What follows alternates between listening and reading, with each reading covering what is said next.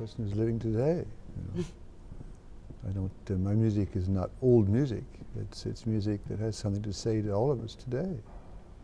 So there's no question about me being living in the past or living. You know, I mean, when someone plays Tchaikovsky, are they living in the past?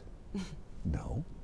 I think Tchaikovsky has something to say to us today, and it's the same thing as music that was written a century before Tchaikovsky, not in 1870, but 1770, or even 1670, or 1570. You know? It's like painting. I mean, is someone like Raphael or is Michelangelo? Do they belong to the past, or do they have something to give us today? You see.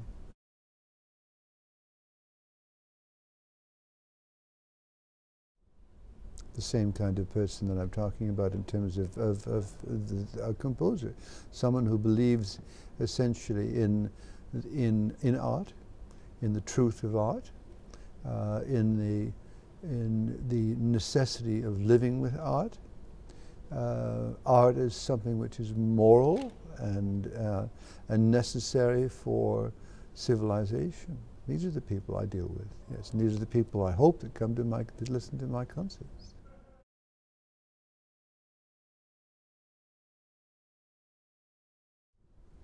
I don't think I face difficulties. I think I face sometimes challenges. I think difficulties, not really.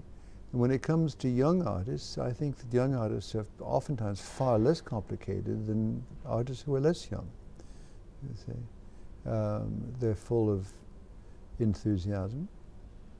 They perhaps haven't had the problems to deal with that perhaps artists who have been working for 15 or 20 or 30 years have sometimes. I've always enjoyed working with young people because the people that I do work with seem to be so full of enthusiasm and curiosity, you see.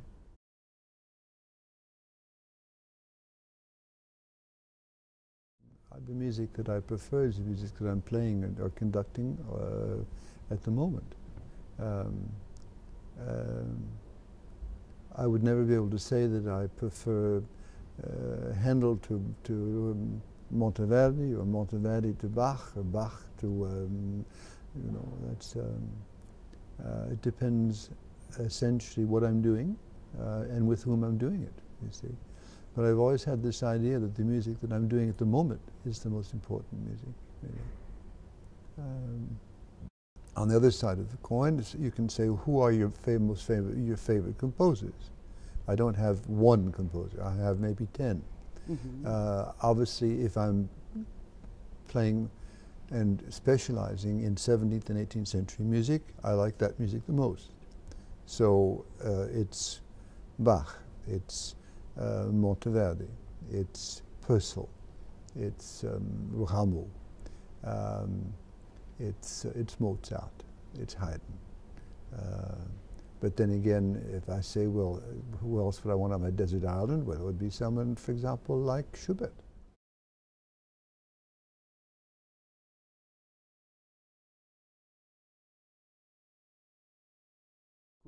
We have a role, obviously. We're a moral influence. We keep people essentially, if not happy, we give them some kind of solace, something to look forward to, something that they can say, yes, this is civilization, or this is a civilizing influence on, yes. It's quite obvious that we have to be part of a modern world. But you know, I oftentimes say to myself, and it's a very happy thought, we can remember the names of composers and great artists far more easily than we can remember the names of great politicians. You know, I mean, could I possibly remember the name of the French president in 1920? No, probably not. But I can certainly remember that, you know, that Maurice Ravel was one of the great composers, and you know that would be perhaps yes. One remembers Picasso very well because Picasso has been a very important person visually in the world.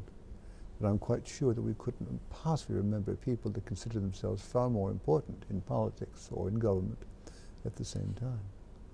And perhaps the same thing is true in Russia or Italy or, yes, I think it's true everywhere.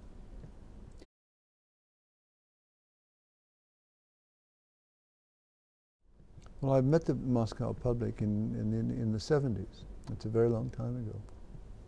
And I made friends back then too. Friends like Lyubimov and Monighetti. I met the public in Odessa or in Baku or in Moscow or in St. Petersburg, formerly Leningrad.